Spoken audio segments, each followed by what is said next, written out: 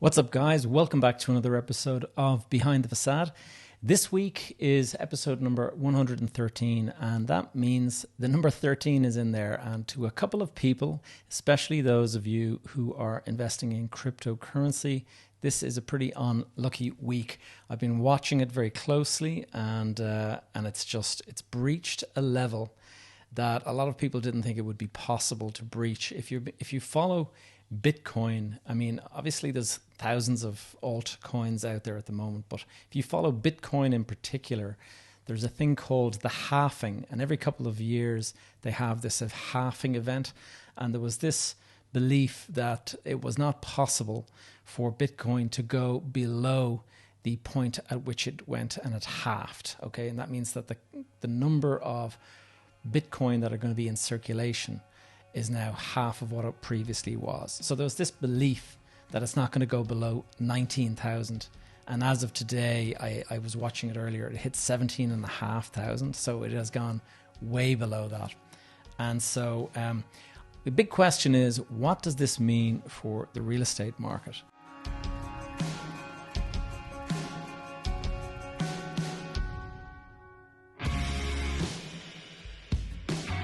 You are listening to Behind the Facade, and I'm your host, Gavin J. Gallagher. On this podcast, I explore the mental and emotional game often playing out subconsciously, both in your mind and the mind of everyone else in the real estate or property investment market. The key to success in this game is to master your mindset and your behavior, to take control of your thoughts, your emotions, and most importantly, your ego. Welcome to the show. All right, guys, before we get into the main event today, I just want to give you a quick announcement about an event that I'm hosting in the next week. All right, so Saturday, the 25th of June, at 2 p.m., I'm going to be having a talk, a kind of an in-person meetup and presentation. And it's going to be open to anybody who wants to show up, and that is going to be on the current state of the real estate market and the various sort of insights I have about how to play your cards in this market and how to prepare yourself. So that event is going to be in the Sandymount Hotel, which is very near to the Aviva Stadium on Lansdowne Road. It's just off Lansdowne Road. It's not far away. The Sandymount Hotel. Anyway, 2 o'clock, I would suggest that you arrive around 30 minutes earlier so we can have a bit of registration at about 1:30. But I'm going to do about an hour's talk starting from 2, and then I'll do a bit of a Q&A, and I'll have a bit of a meet and greet afterwards. So if you guys are interested in that, I'm going to be posting details of it on the Facebook group. But for those of you who are not in the Facebook group, big crime that is, you should be in the Facebook group. But if you are not, just remember 2 p.m., the Sandymount Hotel, Dublin 4, next Saturday, the 25th of June. And by 3:30, it'll all be done because I have something else that I'm doing at 3:30. All right, as Gary Vaynerchuk would say, let's get into the show. And I've been watching Bitcoin and I've been watching Ethereum for quite a few years now. The first time I even heard of Bitcoin is back in 2013, and I was at a barbecue in Spain, and a couple of my friends were big into Bitcoin and stuff like that, and they were even into it back then, and they had suggested that we should go and buy some of this Bitcoin back when it was priced at $90 per Bitcoin. And then a couple of years later, one of those same guys that was at that barbecue, I met him in London. We had lunch, and during lunch, he was telling me about this other cryptocurrency called Ethereum. And he told me all about how it had gone up through this massive, increase in value recently. And it was around about the same price. It was around about $90 per Ethereum. And that was in 2017 or thereabouts. And I can remember at the time thinking, damn, I've missed the boat on those investments. And so I didn't really pile in. Now, I have over the years invested in crypto, in Ethereum and in Bitcoin, but I haven't been in, making loads and loads of money. And it's just something that I'm paying attention to the real estate market. I like to dabble a little bit in other things, but once you're kind of focused on something, I think you have to kind of go all in, and it's hard to stay abreast of so many different investment assets and stuff out there. So anyway, I've been watching Bitcoin and Ethereum for the last couple of years and just astonished at the growth of it and just wondering, like, why on earth didn't I jump in at the time and make a big investment? But you see, what you got to remember is, and I've shared my story before, but what you've got to remember is that that was the kind of behavior that I used to adopt before, and I got my fingers burnt having that kind of attitude. And when you're thinking about making an investment, you start to become just a little bit more cautious after you've been badly burnt. And so that is now, obviously, I'm a bit older, I'm a bit wiser. I hope so anyway. But as the prices reach the stratosphere, like 65,000 for Bitcoin, and I think Ethereum has gone just over 4,000 per Ethereum. I issued a warning way back when those things happened. And that was actually, if you want to go back and check, episode number 93, we actually discussed this. And believe it or not, I actually got quite a bit of flack from that warning. And people were messaging me that I don't know what I'm talking about, that I haven't a clue, all of this kind of stuff. And anyway, fast forward to today, and I've just been looking at my phone, and Ethereum today hit 879, and Bitcoin today hit $17,567 per Bitcoin.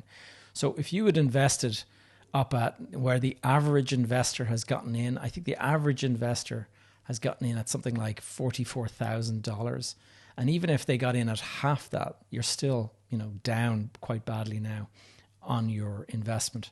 And so it's, I don't claim to be an expert, by the way, on crypto in any shape or form, nor the stock market. I mean, I know my stuff from years and years in the real estate market, but what I do pay close attention to is human behavior.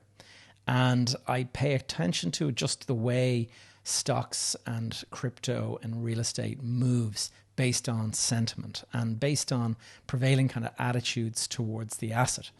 And the last couple of years, there's no doubt, like if you look at Bitcoin or Ethereum, there's all these fanboys that are out there that are absolutely, completely focused on those investments. And just to give you an idea, this is not just crypto, by the way. NFTs are another one. I actually was looking recently, and I hear that the first tweet that Jack Dorsey ever put out in Twitter, that actually was turned into an NFT. And it was sold for $2.9 million at the time, this NFT. And they recently put it up on the market for sale to try to sell it. And they listed it at 25 million. So they were hoping to get 10x or a little bit under 10x the money that they put into this investment. And they failed to get bids above $14,000. Now that gives you an idea of just how badly that investment has fallen. And I'm not saying that NFTs per se are a bad idea, but what you've got to do is look at the utility of the asset and then look at the attitude of the people that are buying it. Like, are the people buying it, are they looking at it from a value perspective, or are they just looking at it from a kind of greed perspective? If you buy a property and you can rent out 6 of the rooms and you can make a nice return on your investment, worst case scenario, you lose a couple of tenants, you can actually move into the property and actually you have the utility of being able to use it yourself.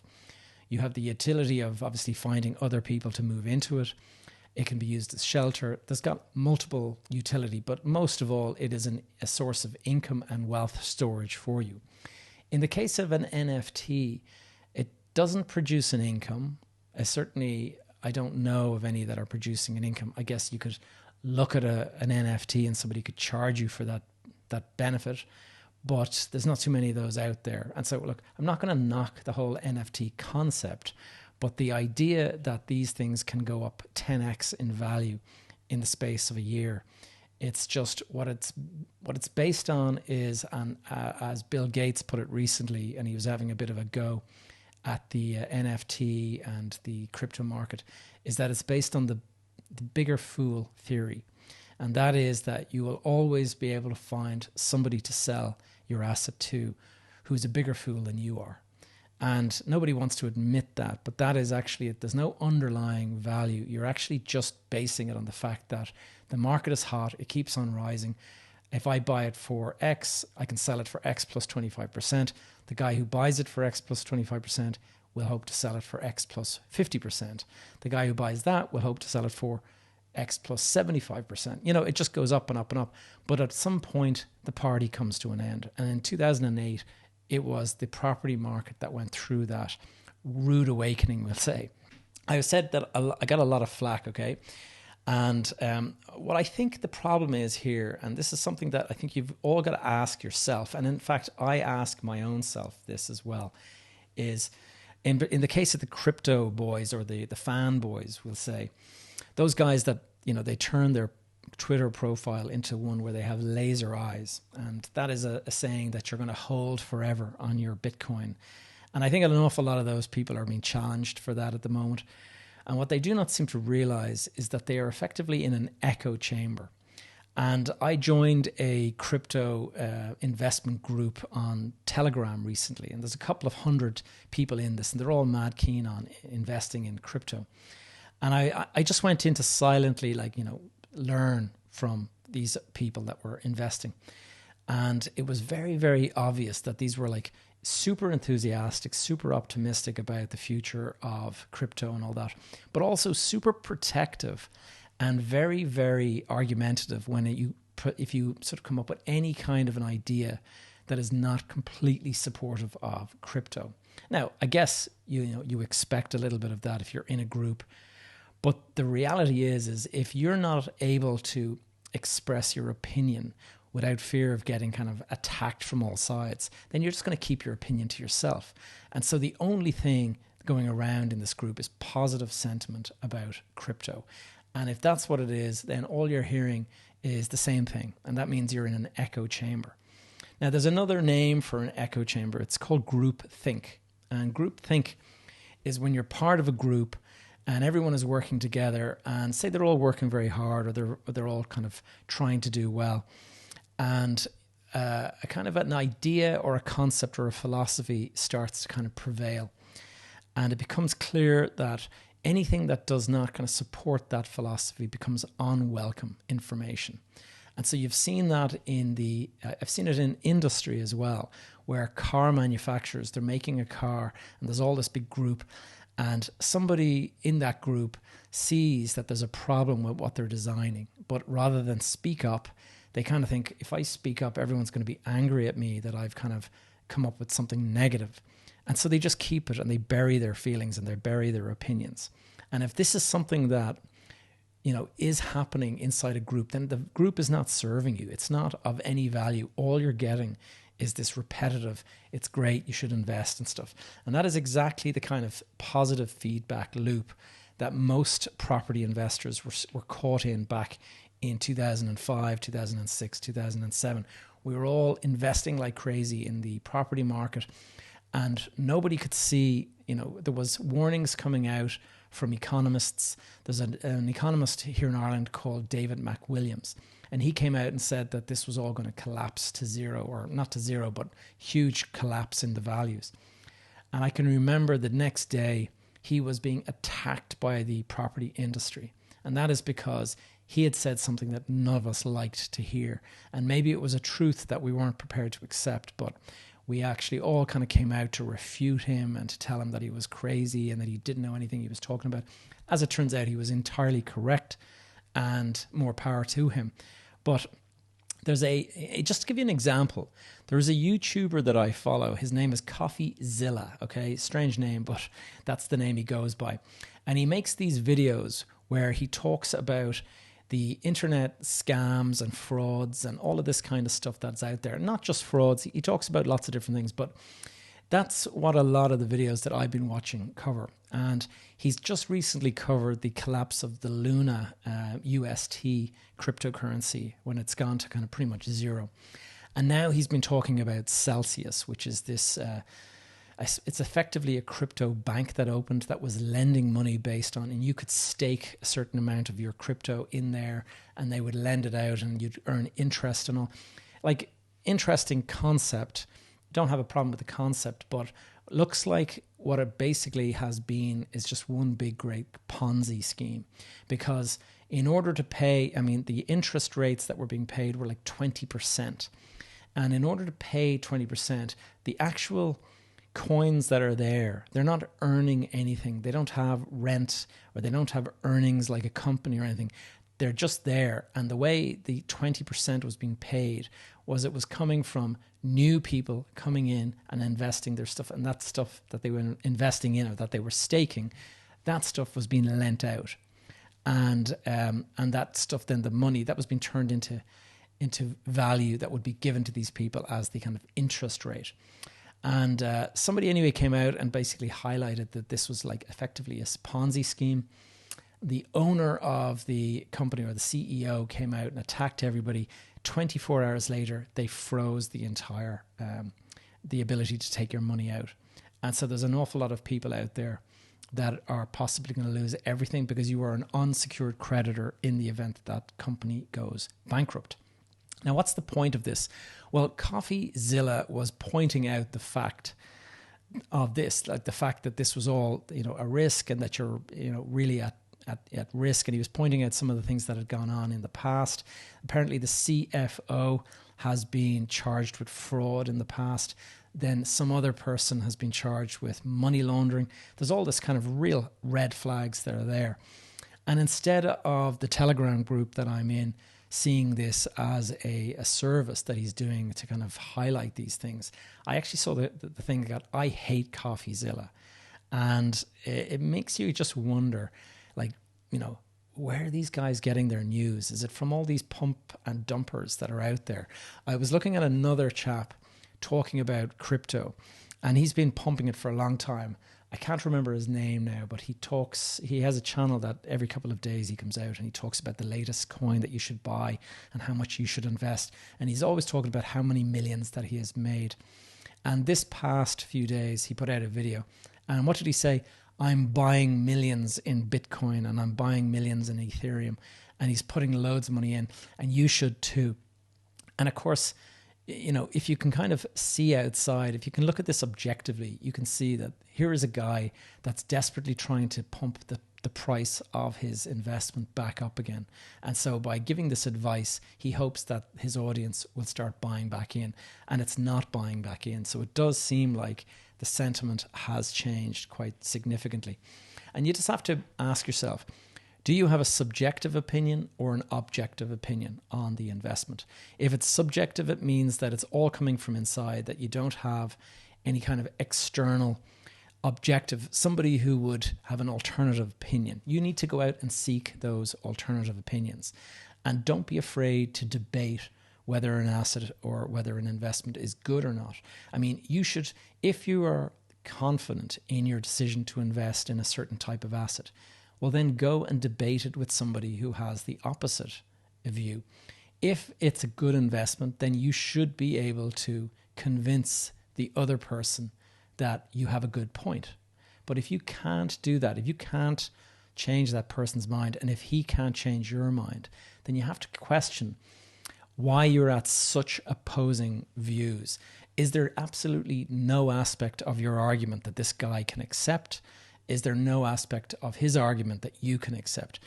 I don't think anything is black and white. I think there's a lot of gray out there. And if you're seeing things as black and white, then there's a risk that you are lost in your thesis and you have no objectivity. And you only want to hear the good news that kind of supports your opinion. Now, there's another name for this, and I've gone into it many times before. You know what it is. Continuity bias. Now, I've done 2 or 3 episodes of this podcast where I talk about cognitive bias. Continuity bias is that bias where you have a tendency to play down threats and risks, and you don't really want to hear information that is contrary to the opinion you've already formed. And it also is where you just assume that the market is going to continue on. Now, for many people out there, this happened in 1999 when the dot-com crash, the first one, happened. It happened in 2007 when everything went belly up in America in the crash. And it seems to be happening again now. But what happened in those crashes, and I was privy to that because I was a person who did not want to believe the property market was collapsing. A lot of those people who have investments now just do not want to accept that they're going to lose it all. They're just going to, you're stuck in that echo chamber and you're hearing all these people hoping that they're not in the trouble that they really are. Now, let's just be objective for a moment, given the discussion. Like, let's leave cryptocurrency aside and just ask ourselves as a community, are we possibly in an echo chamber ourselves? I mean, I don't like the idea that I am not objective anymore. I like to think that I, open my eyes and I pay attention.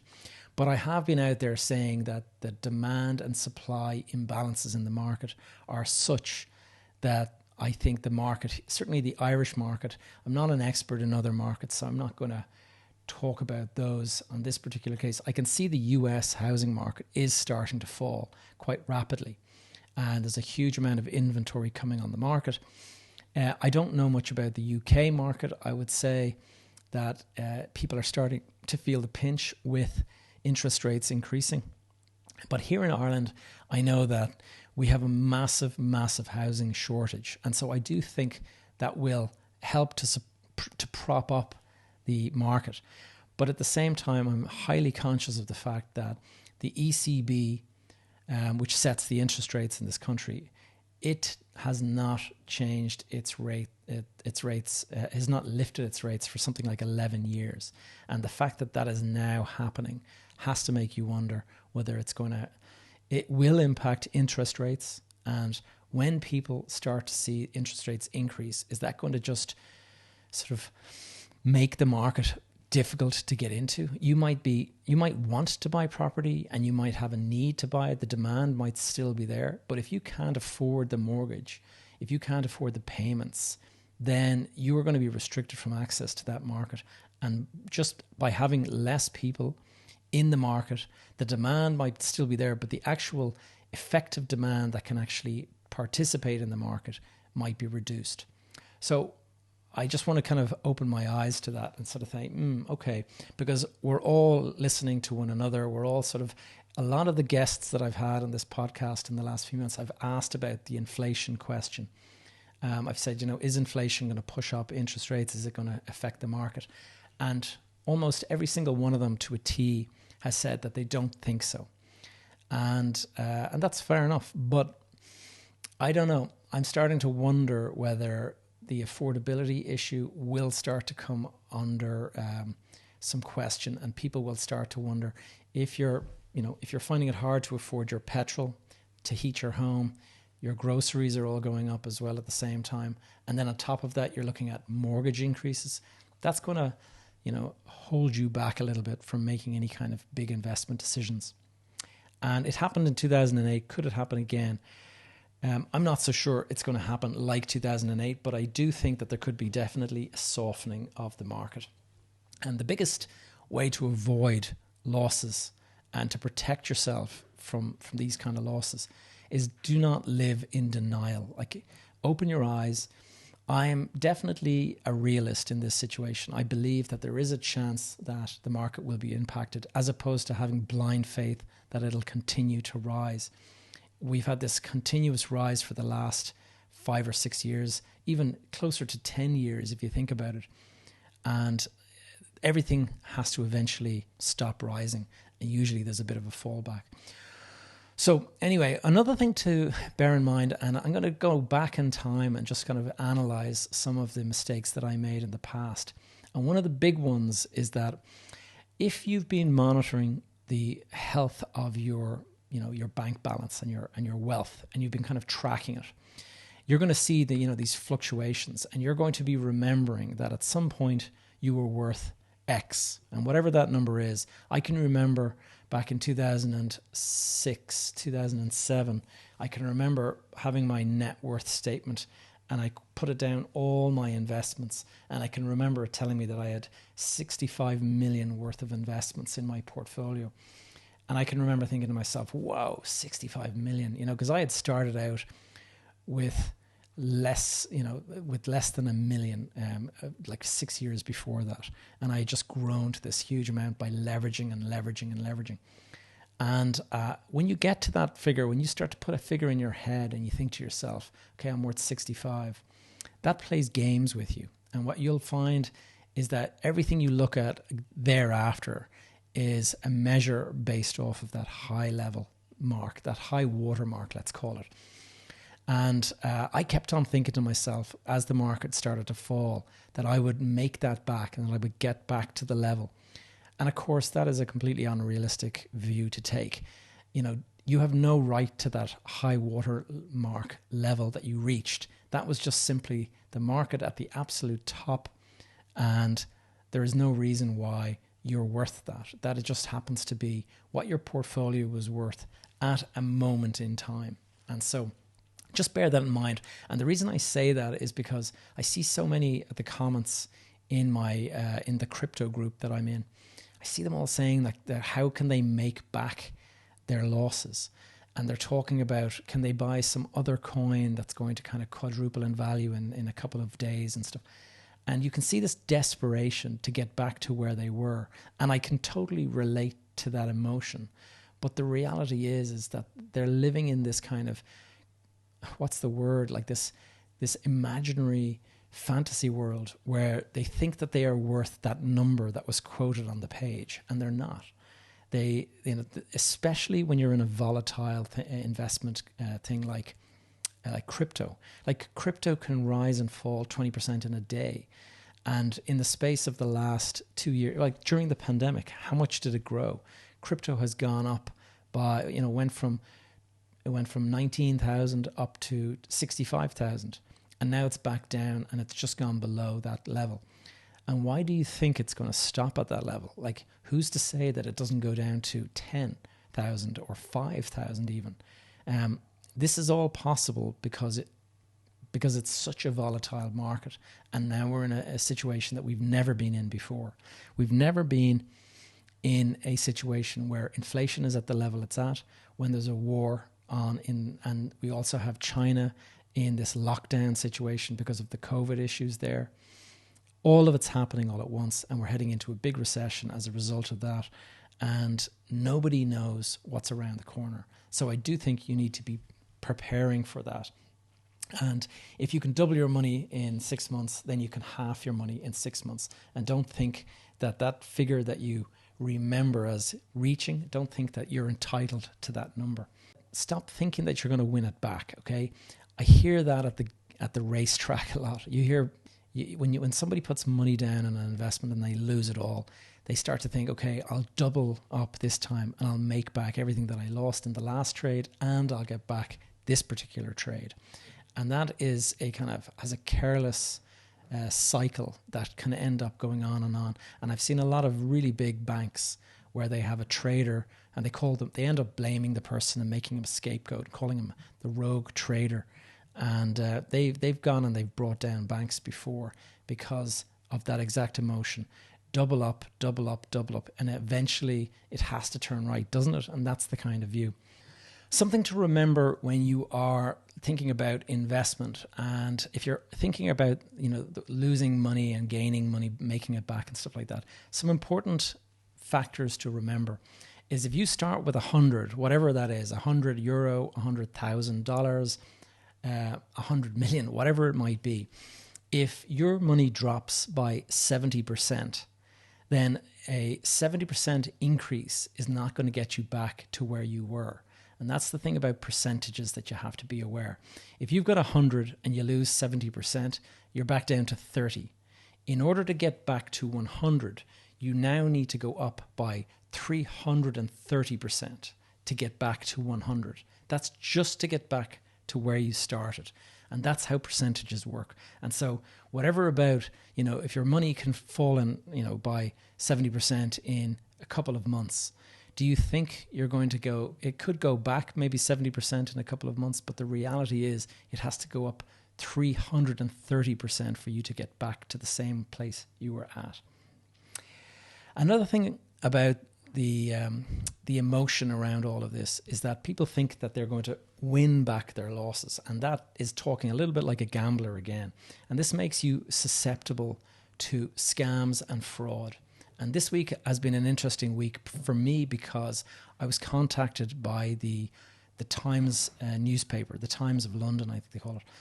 And they were interested in a crypto scam that had an address at a building here in East Point. Now, the building is in East Point, but it is not. I know the occupier, and I work with these occupiers, and they are a completely legit business. But what's happened is a scammer in Eastern Europe has gone and has created a fake website. And what they've done is, to lend credibility to their website, they have gone and they've used this address of a legitimate business, and they've just put it down. And what they did as well was they actually used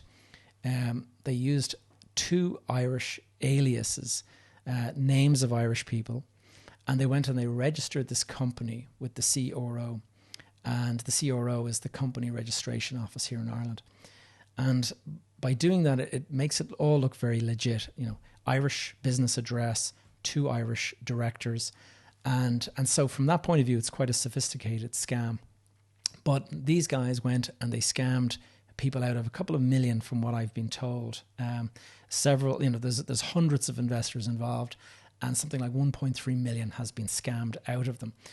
And the newspaper wanted to know, was I aware of this company? And I wasn't aware of the company while it was perpetrating the scam, but I was aware of it as soon as people started contacting me and asking me, did this address exist? Could I go and visit the company and just ask for them to be contacted? And it was kind of, it was quite sad, really, listening to these people. It was so obvious that they had been scammed, and yet they did not want to accept it. And they were asking if I could go over and, you know, pass on a message to get a call back. And I had to tell these people, I'm sorry, but that company doesn't exist in this business park.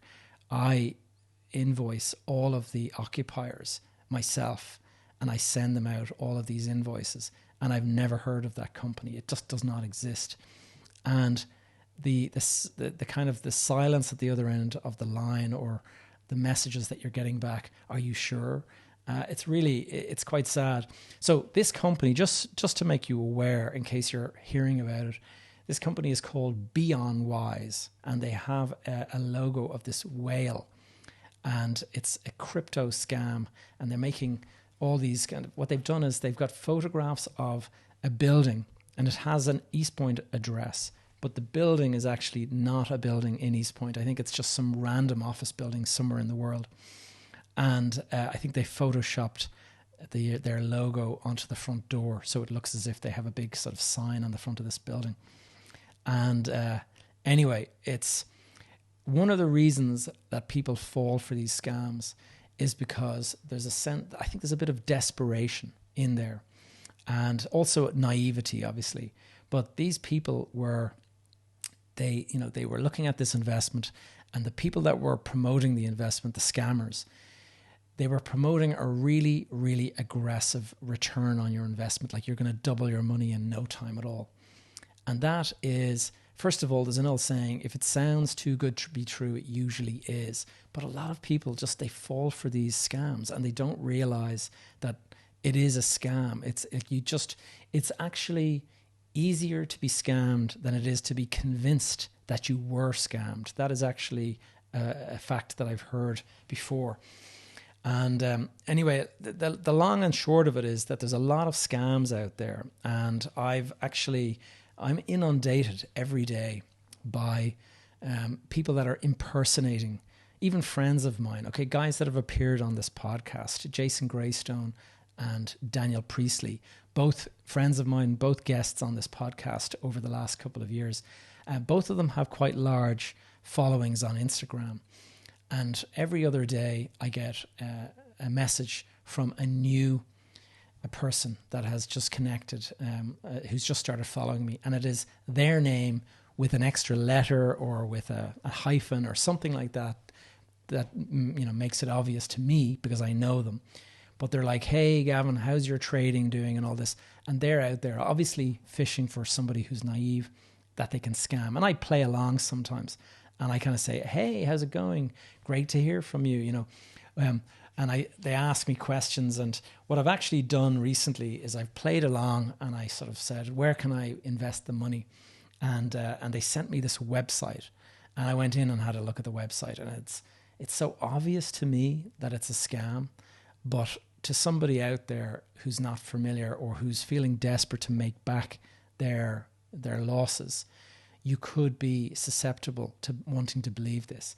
And I think in the past I've shared my story when I was living in Spain. I was being scammed by a chap, and he had me for at least 2 weeks. I was completely convinced he was legit, until he asked for too much money from me. And that was when the penny dropped, and I realized, okay, this guy is actually trying to scam me. So anyway, I'm not going to kind of dwell on that. But before I finish, I want to just go into the crypto market and the fact that it's now collapsing. The stock market has collapsed. Like, what is in store for the real estate market?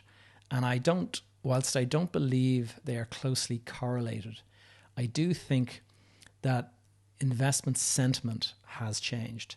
And that is going to be something that is going to impact the market. Like, everything is down to sentiment. If you believe that the market is rising, then you want to be in the market. But if you believe the market is going to be falling for the next year or two, well, then you're going to want to get out, and you're going to want to stay out. And so I'm already looking at, there's quite a significant downturn taking place in the US housing market now, with all this extra inventory coming on the market. And so that being the case, I do think there is a risk that some of that negative sentiment does come across the Atlantic and start to impact the Irish and UK market. And what's interesting is all of this was actually predicted by me about a year ago when I brought out episode number 61. I talked about inflation. And when I talked about inflation 1 year ago, I talked about the fact that in order to fight inflation, you need to increase interest rates. And now we have this issue where the ECB has come out and said that they will be increasing interest rates. The Bank of England is the same. The Fed in the US has already reacted and has already lifted rates. Those rates have now more than trebled. If you're borrowing money a year ago, a 30-year mortgage was like 2%. Now it's 6% or greater. So it has really changed. And so it is going to be pushing people out. What was interesting this week was to see that the Swiss central bank in Switzerland has actually also lifted its rates. So I think the same issues that have kind of caused people to take stock in the stock market and in the crypto market, I think people out there will definitely take some notice of this. And it may not mean a complete crash like 2008. I don't believe that, but I do think it'll soften the market. And already there's a transaction that I have been working on that has most definitely been impacted. And people come around and they start talking about a price chip. And, the market's changed. We got to go and, see a little bit of a chip on the price. That's how it starts. And when that happens, it starts to kind of spread, and you'll start seeing it with other things. So just be aware. The big way to protect yourself is not to be highly leveraged. If you are highly leveraged, then you're really exposed to increasing rates.